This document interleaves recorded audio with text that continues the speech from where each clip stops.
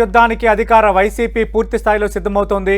ఇప్పటికే రాష్ట్రంలో 3 ప్రాంతాల్లో 3 చోట్ల సిద్ధం పేరుతో భారీ బహిరంగ సభలు నిర్వహించిన వైసీపీ ఈరోజు మంగళగిరిలో మేము సిద్ధం, మా పోలింగ్ బూత్ సిద్ధం అనే పేరుతో నియోజకవర్గ ఇన్ఛార్జీలు, ఎమ్మెల్యేలు, పార్టీ జిల్లా అధ్యక్షులు, ప్రాంతీయ సమన్వయకర్తలు, ఇతర ముఖ్య నేతలతో భేటీ అయ్యారు.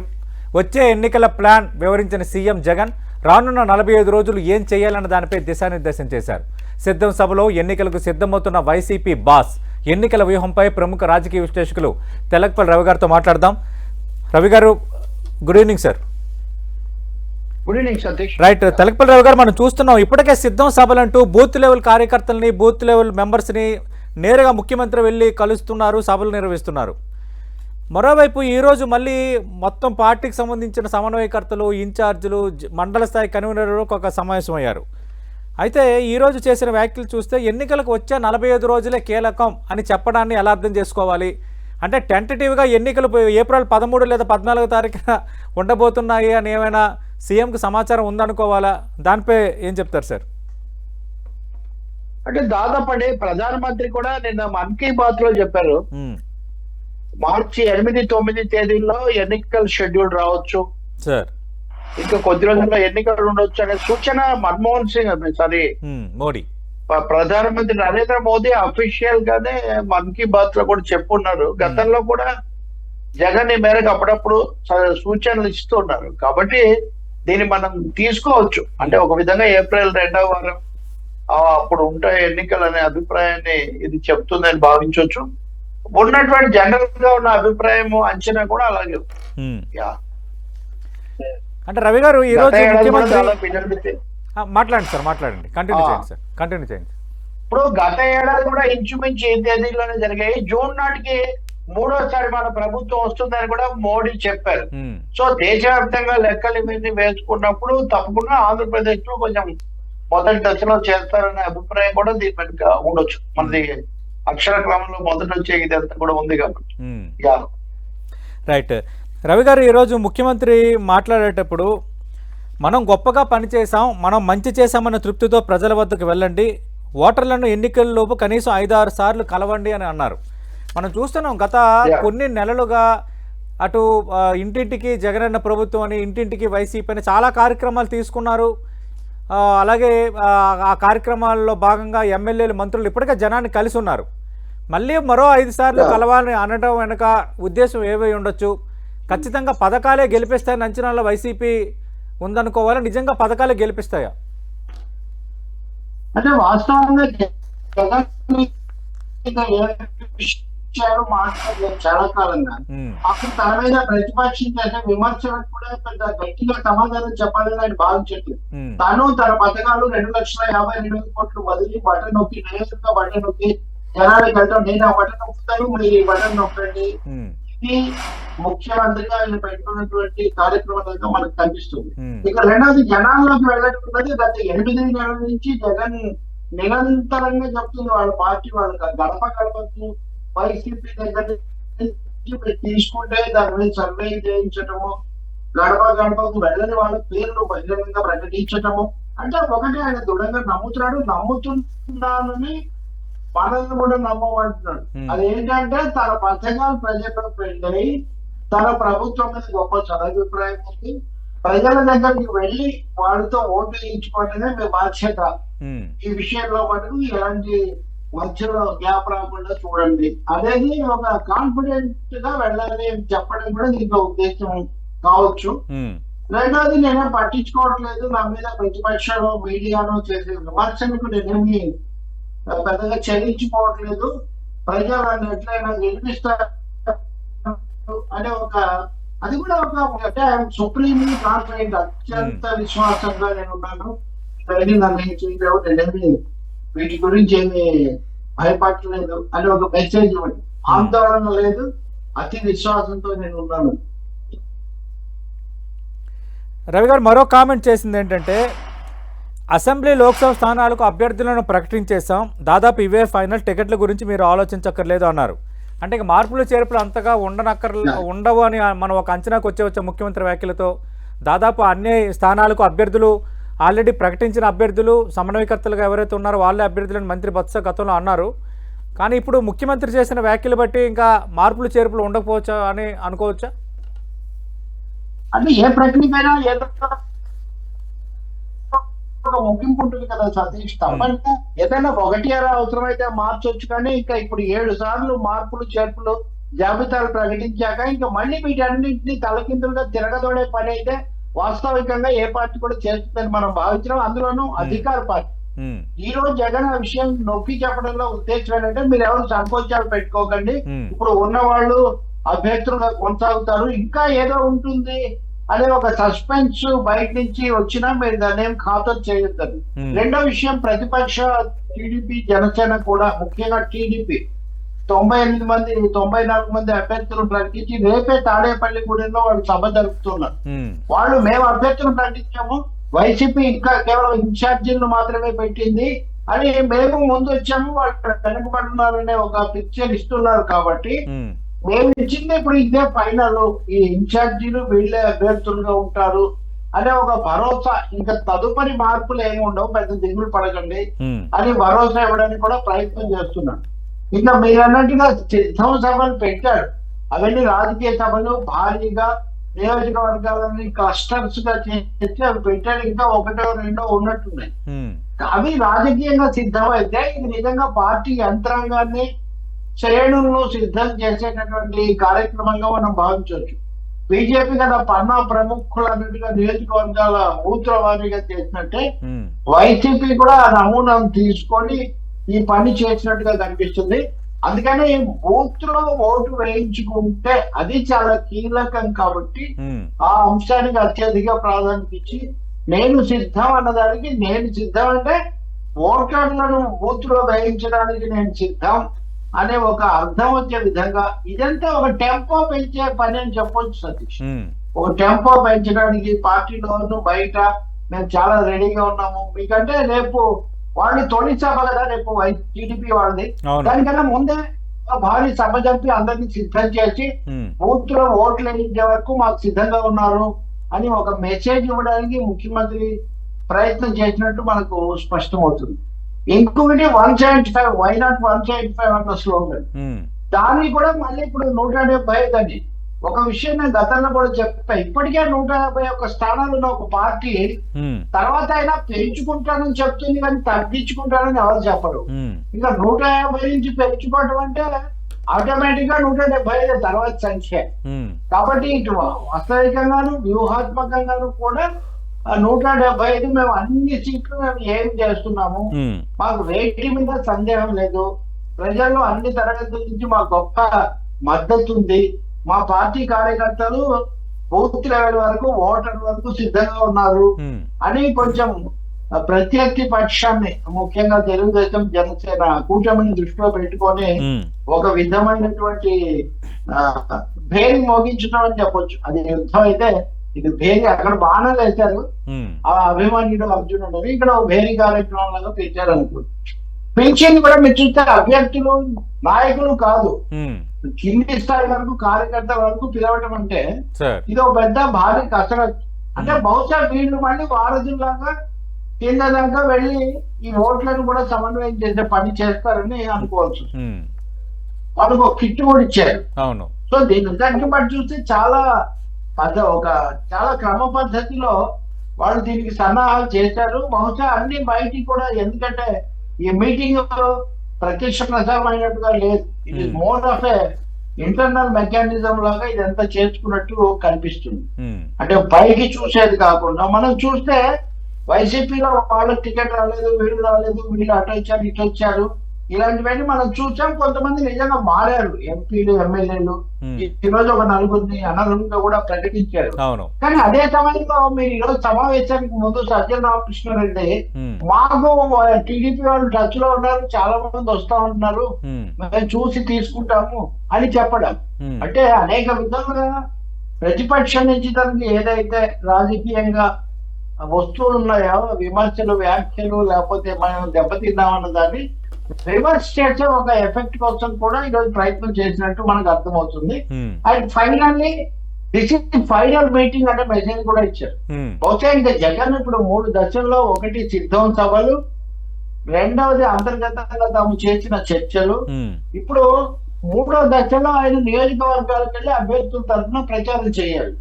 సో దానికంటే ముందు ఇది అంతిమంగా అందరిని ఒకసారి కలుసుకొని మీరు వెళ్ళిపోండి రంగంలోకి, ఈ 45 రోజులు మీరు జనంలో ఉండండి అని చెప్పేటటువంటి ఒక పెద్ద కసరత్తు అనుకోవాలి. అంటే రవి గారు ఇంకా మరో కామెంట్ ఒకటి చేశారు. జగన్ ఉంటేనే సంక్షేమ పథకాలు కొనసాగుతాయని చెప్పాలి, వైఎస్ఆర్సీపీకి ఓటు వేయకపోతే సంక్షేమం ఆగిపోతుంది అని. ఈ వ్యాఖ్యలను ఎలా చూడాలి?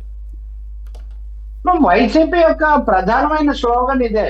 జగన్ యొక్క మరీ ముఖ్యంగా చెప్పాలంటే ఇంతవరకు 14 ఏళ్ళు చంద్రబాబు పాలించాడు, ఇవేమి ఇవ్వలేదు. నేను 56 నెలల్లోనే ఇన్ని ఇచ్చాను, 2.5 లక్షల కోట్ల రూపాయలు మీకు బదలాయించాను.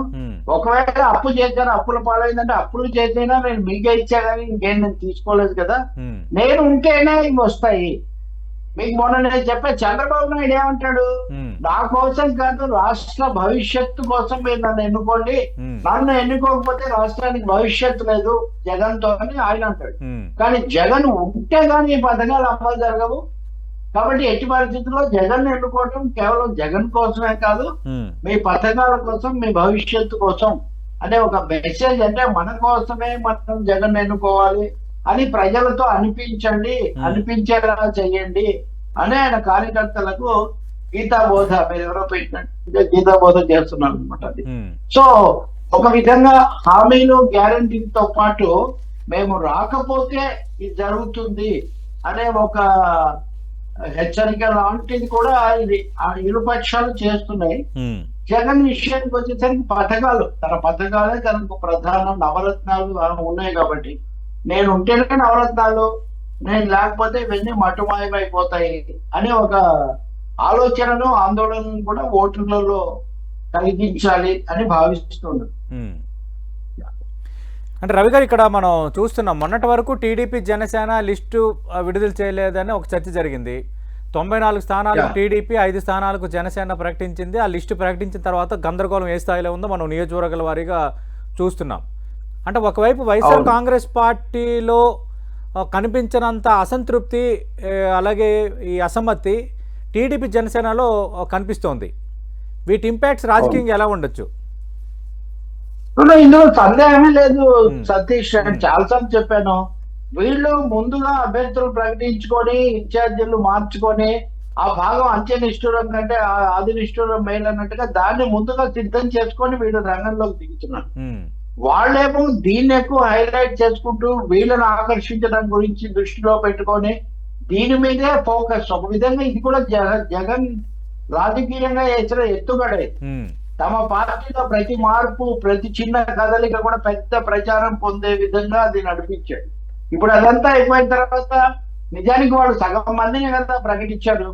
పవన్ కళ్యాణ్ ప్రకటించింది 5 మాత్రమే, ఇంకా చాలా మందిని. ఇప్పుడు 90 అంటే మొత్తం కలిస్తే కూడా 118, ఇంకా ఒక 70 స్థానాలు, ఒక 50 స్థానాల దాకా వాళ్ళు ప్రకటించాల్సిన అవసరం ఉంది. పైగా పవన్ 19 స్థానాలకు ప్రకటించలేదు, కేవలం నెంబర్ మాత్రమే. అంటే ఒక 100 స్థానాలుగా ప్రకటించారు. ఇప్పటికి కూడా ప్రకటించిన దాని మీదనే పెట్రోల్ డబ్బాలు, లేకపోతే ఆత్మాహుతులు, ఎండ్రిన్ తాగడం మనం చాలా వింటున్నాం. కాబట్టి ఇప్పుడు హరిరామ జోగ అయితే ఈ రోజు కూడా అల్టిమేటం జారీ చేశాడు. రేపు మీరు చెప్తారా, రేపు సభలో పవన్ కళ్యాణ్ కు మీరు ఏం హోదా ఇస్తారో మీరు చెప్తే చెప్పినట్టు, లేకపోతే నేను ఎల్లుండి నిరసన కార్యాచరణ చేపడతానని ప్రకటించేశారు ఆయన. ఉదాహరణకు ఒక కాపు పెద్దల తరఫున. కాబట్టి దుమారం చాలా ఎక్కువగానే ఉంది. చంద్రబాబు నాయుడు స్వయంగా గంటా శ్రీనివాసరావు, అలపాటి రాజాలు పిలిచి మాట్లాడించుండొచ్చు, కొంచెం సర్దుబాటు చేసి ఉండొచ్చు, బుచ్చయ్య చౌదరి కోసం కందుల దుర్గేష్ ను పక్కన పెట్టి ఉండొచ్చు. కానీ ఇవన్నీ కేవలం టిప్ ఆఫ్ ది ఐస్బర్గ్ లాంటివి కదా, పైన కనబడేవి. పార్టీలో అంతర్గతంగా ఎంత సమస్యలు వస్తాయి కూడా. ఇంకా ఇప్పటివరకు బీజేపీ రంగంలోకి రాలేదు. బీజేపీ రంగంలోకి వస్తే ఇంకా ఎన్ని మార్పులు వస్తాయన్నది కూడా మనం చూడాలి.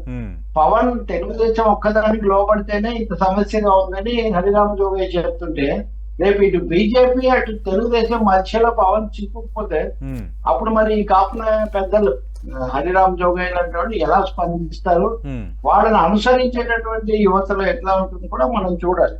కాబట్టి ఇది చాలా తీవ్రమైన సవాలే. ఆ శిబిరానికి కూడా యువతల ఇంట్లో ఏదో జరుగుతుందని చూసి వాళ్ళు సంతోషపడ్డారు, కానీ రేపు అదే పరిస్థితి తమకు వచ్చింది, ఇప్పుడు వాళ్ళకే వచ్చింది. అది దీన్ని ఎదుర్కొంటే కూడా మనకు సమస్యగా ఉంది. రేపు తాడేపల్లిగూడెం సభ తర్వాత మనకు ఒక స్పష్టమైన దృశ్యం, స్పష్టత వస్తుందని నేను అనుకోండి. బీజేపీది ఈరోజు అయిపోతుంది. వాళ్ళు ఎలాగో ఇప్పుడు ఏం చెప్పరు. వాళ్ళు చెప్పేట్టుంటే రేపు ఇద్దరే పెట్టుకోరు కదా, ముగ్గురు పెట్టుకుంటే వాళ్ళు రేపే. అవును, 1+2 గా పెడుతున్నారు కానీ 3 గా పెట్టలేకపోయారు కదా ఇప్పటికి కూడా. కాబట్టి మార్చి మొదటి వారం వరకు ఈ విషయంలో ఏం స్పష్టత వచ్చే అవకాశం లేదు నాకున్న దీనికి.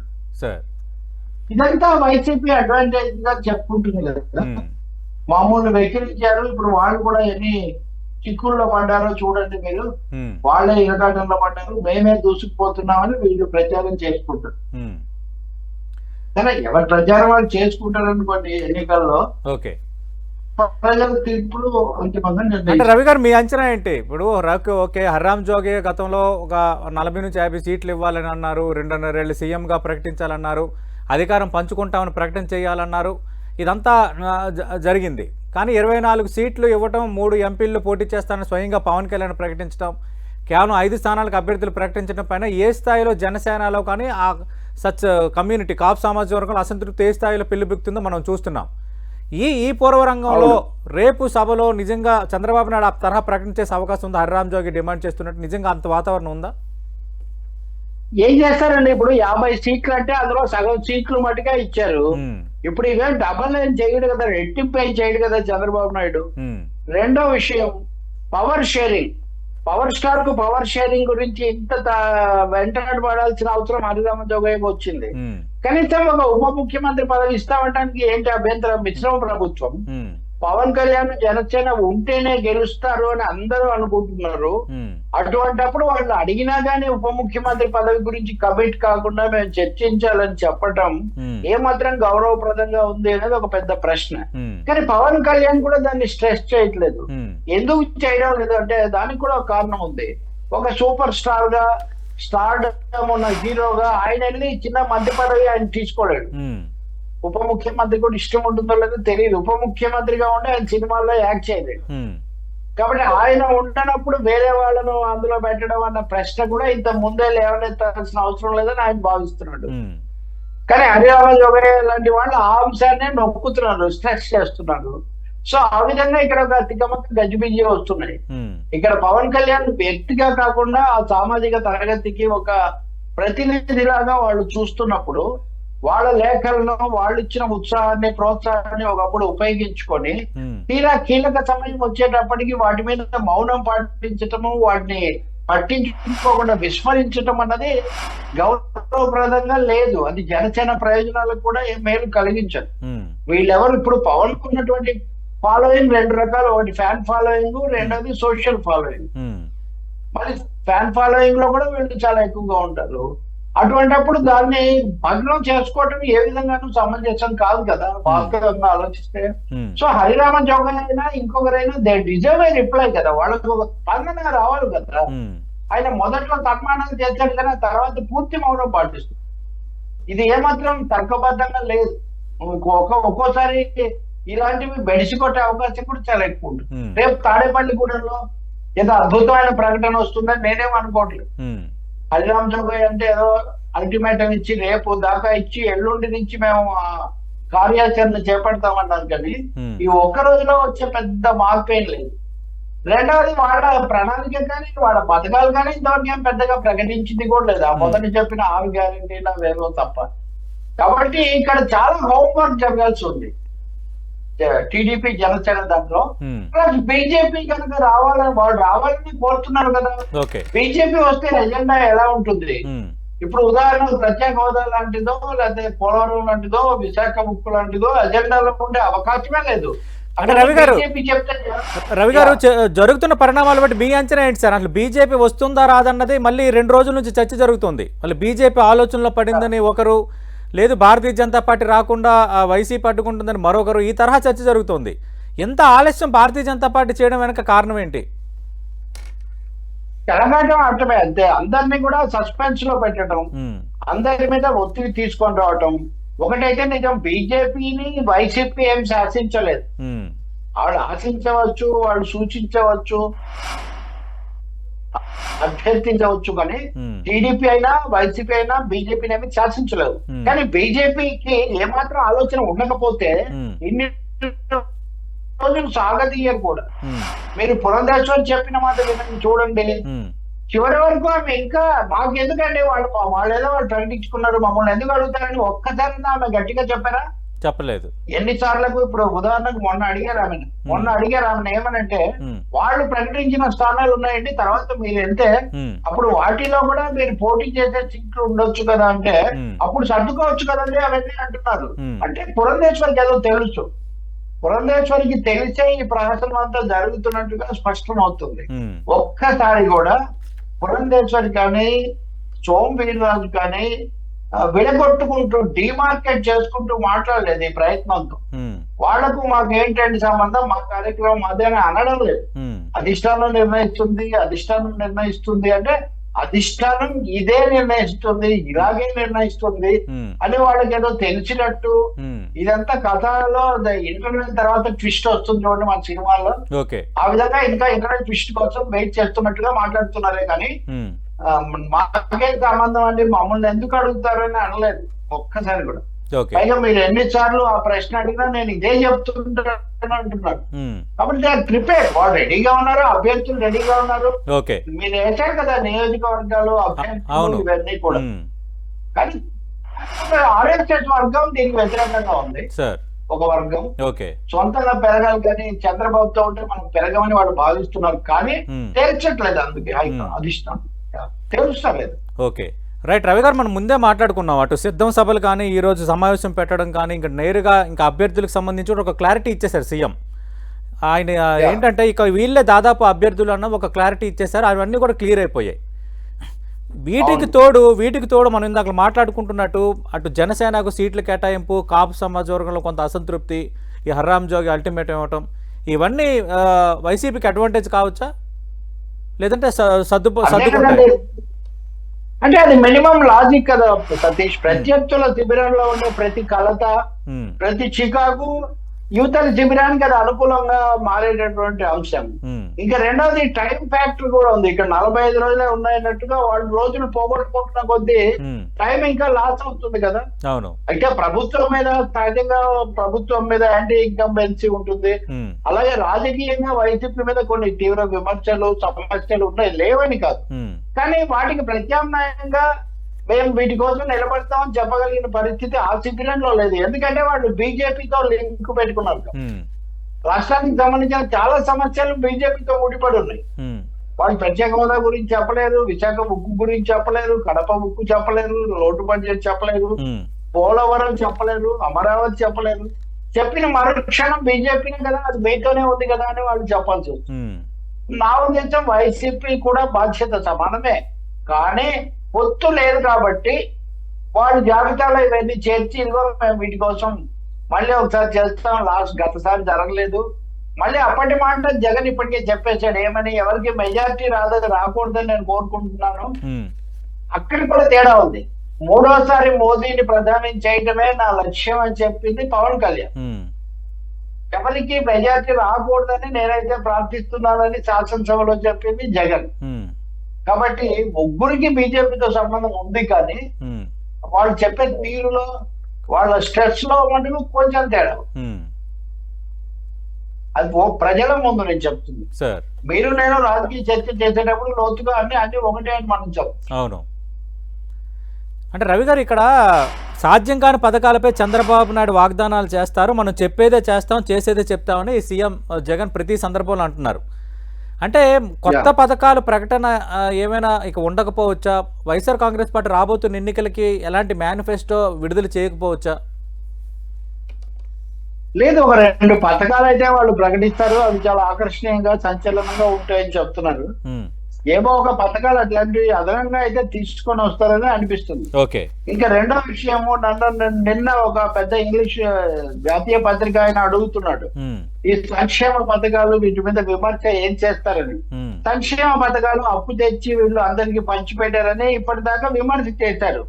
కానీ ఏ సమయంలో అయితే 6 గ్యారెంటీల పేరుతో మీరు అంతకంటే ఎక్కువగా ఇస్తామని చెప్పారో తెలియకుండానే మీరు ఆ ట్రాప్ లో పడిపోయినట్టు అయింది కదా. ఇంకా మీరు అంతకంటే ఎక్కువ ఇస్తున్నాం అన్నప్పుడు ఇప్పుడు ఇస్తున్నాం తక్కువ అని మీరు చెప్తున్నట్టే. ఇంకా మీరు అదే మార్గంలో I will give more of the same, అదే ఇంకా కొంచెం ఎక్కువగా ఇస్తాను అన్న పద్ధతిలో మీరు మాట్లాడుతున్నప్పుడు వాటి మీద మీ కామెంట్స్ ఎలా నిలబడతాయి? ఇంతకు ముందు అయితే చంద్రబాబు నాయుడు హైటెక్ విజన్, లేకపోతే సైబర్ సిటీ, లేకపోతే చాలా ఇన్వెస్ట్మెంట్స్ వీటి గురించి ఎక్కువ చెప్పేవాళ్ళు. కానీ ఈసారి ఎన్నికల సభలో చూడండి మీరు చాలా తక్కువగా వింటున్నారు. ఈ పథకాలు ఈ 6 గ్యారంటీలు పవన్ చెప్పినవి బాబు చెప్పినవి మేళవించటం అంటే ఏదో ఒక విధంగా జగన్ మార్గంలోనే మేము జగన్ ను ఎదుర్కోవాలి అన్న ఒక కోణంలోకి, ఒక మార్గంలోకి తెలుగుదేశం జనసేన కూడా వచ్చినట్టు కనిపిస్తుంది. బీజేపీ కూడా చాలా రాష్ట్రాల్లో ఇట్లాంటి వాళ్ళు కూడా ఉచితాలు అన్నవి వాళ్ళు కూడా పెడుతున్నారు. అందుకని అటు తిరిగి ఈ 5 ఏళ్లు ఏ విమర్శ అయితే ప్రధానంగా చేస్తూ వచ్చారో అది కాస్త ఈ సమయంలో తాము అదే మార్గాన్ని తీసుకున్నారు. అది కూడా ఒక ప్రతికూలాంశంగా ఉంటుంది. కాకపోతే ప్రజాస్వామ్య హక్కులు, ఉద్యోగులు ఇలాంటి అంశాలు కూడా ఉన్నాయి, జాతీయంగా కూడా ఉన్నాయి. అవి వాటి మీద కూడా ఎన్నికల్లో ప్రజలు ఆలోచిస్తారు. రైట్. థ్యాంక్ యూ రవి గారు. ఇది సీఎం జగన్మోహన్ రెడ్డి వ్యూహాలు కలిసి వస్తున్న అంశాలపై ప్రముఖ విశ్లేషకులు తెలకపల్లి రవి గారితో విశ్లేషణ.